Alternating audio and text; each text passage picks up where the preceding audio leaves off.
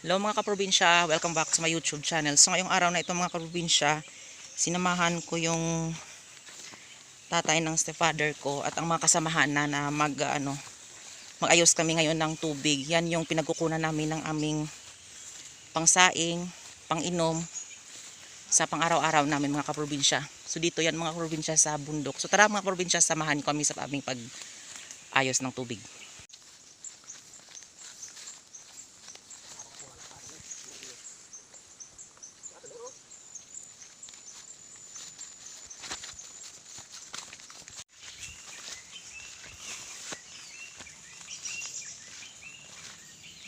To kay tuyat ko na lang tao kaslud ka kun Jali ka lang tawa ay lang to. ay tutubod mo kung kanon tay tubod yan kumpleto kaskit na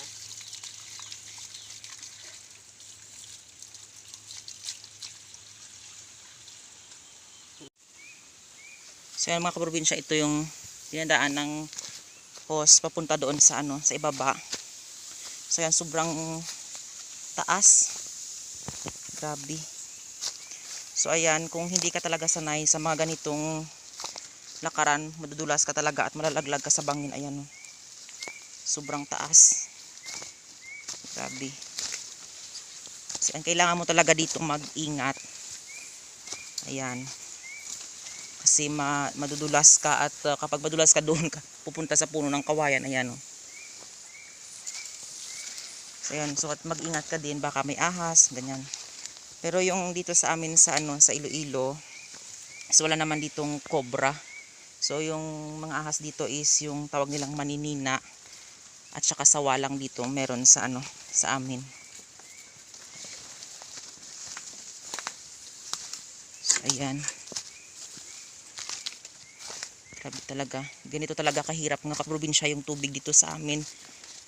Kapag hindi ka maglagay ng ganito, so kawawa ka talaga kasi yung portion dito doon sa amin is mataas, so walang tubig. So kailangan mo talaga ng mag-igib ng tubig. So malayo talaga yung pinagkukunan ng tubig na malinis. Hindi lang pwede na magkukuha ka ng tubig na pang inom mo, kailangan talaga malinis. Syempre kapag hindi malinis magkakasakit ka din. So ayan.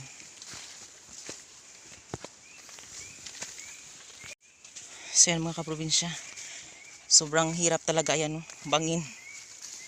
So ito yung unang nilagyan ng tubig yung hose. At naman yung bago. So kailangan palitan kasi sira-sira na yung luma na yung yung una. So, palitan ng bago. Ayan. Diyan. Doon sa ilalim mga kaprobinsya is na yun, isapa na. So dito kapag madulas ka dito, papunta ka dun sa sapa. So ayan. So ayan, kailangan mo talagang kapag mag-apak ka sa daan, so kailangan mo talagang tingnan yung dinadaanan mo. Kapag hindi mo tinitingnan, madudulas ka talaga. Katulad nito, ayan. Malalim na. So ayan. Oh, ganito lang kalaki yung yung daan. Ayan, bangin na. Ayan, ganito na kalaki.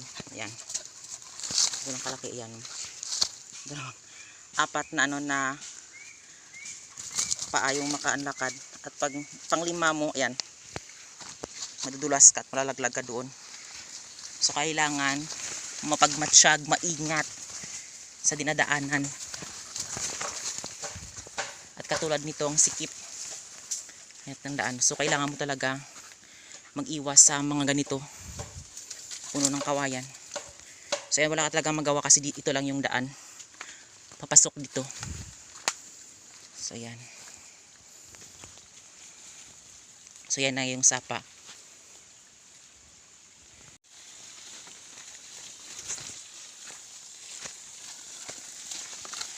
So yan na.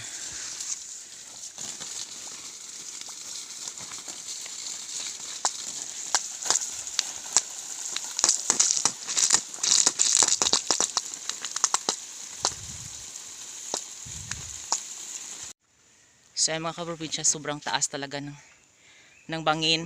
So yan, meron akong dalang hose, yung yung lumang hose mga kaprobinsya is kailangan talaga dalhin. Yan. Kasi kapag hindi mo yon dalhin at hindi mo kukunin is nandun lang dun sa ano nakaimbak is kukunin ng iba. So kailangan talaga kunin kasi pwede pa itong magamit kahit papaano. Kapag masira yung ibang hose mga kaprobinsya is pwede mo siyang palitan ng ganito mga 2 lipa na nasira is pwede mo putulin at ipalit ito yung konting okay pa na hose na ito mga kaprobinsya. So ayan, kailangan talaga dalhin ito at doon lang ilagay sa ano sa nilalagyan nito. Kasi yung ano yung tubig na ito mga kaprobinsya is ano ito, korporasyon. So madami sila, siguro mga nandyan sa mga 20 na tao yung ano yung nagtutulong-tulong para ano para mabuo at meron kaming tubig na mapagkukunan na malinis. So ayan, talaga nagbabayanihan yung mga tao dito, nagtutulong-tulong para para mabilis yung pagkuha ng tubig na magagamit na pang araw-araw mga kaprobinsya. So yan.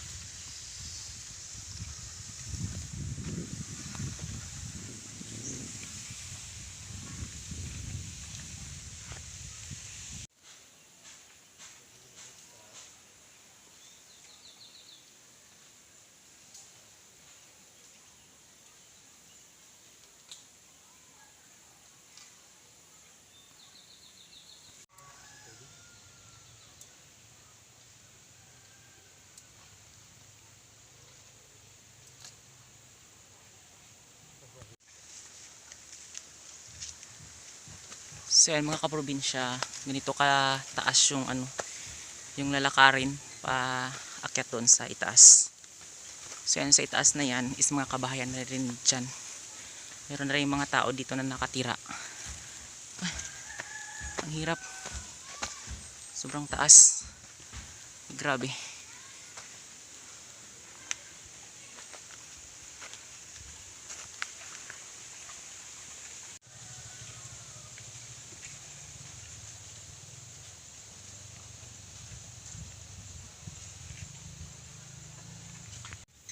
Sa mga probinsya, nakauwi na ako dito at natapos na din yung namin ng tubig, ang pag-ayos namin ng tubig. So mabilisan akong nagpunta dito kasi pag uwi ko kanina doon, nagsabi yung kapatid ko na nakawala daw yung 2 baboy. Pero okay naman, pinapasok nila. So yung mga kabataan dito kanina is nagtulong-tulong sila na papasukin yung 2 baboy na nakawala. Ito silang 2. Ayan o. Nakawala silang 2. So yung mga bata is nagtulong-tulong dito kasi yung stepfather is wala dito, meron siyang trabaho. So yung yung natira dito yung 2 kong kapatid at saka yung nanay ko, kasi yung nanay ko meron din siyang trabaho doon eh. Siya yung nagbabantay ng ng maliit na sari-sari store ni Tito. So ayan yung mga bata kanina yung tumulong. O yan yung ginawa nila, o ayan. Ayan. Nilagyan nila ng straw para hindi makawala yung makawala uli yung baboy. So kailangan talaga dito mga kaprobinsya dapat na pako siya doon dito. Kaso yung mga kabataan taga matiknik, ayan yung ginawa nila. Siguro wala silang nakita na na pako. Kaya yun na lang ginawa nila para hindi makawala. So ayan mga kaprobinsya, Maraming salamat sa walang sawang pagsusupport at panonood nyo sa aking YouTube channel. And don't forget to like, share, and subscribe to my YouTube channel.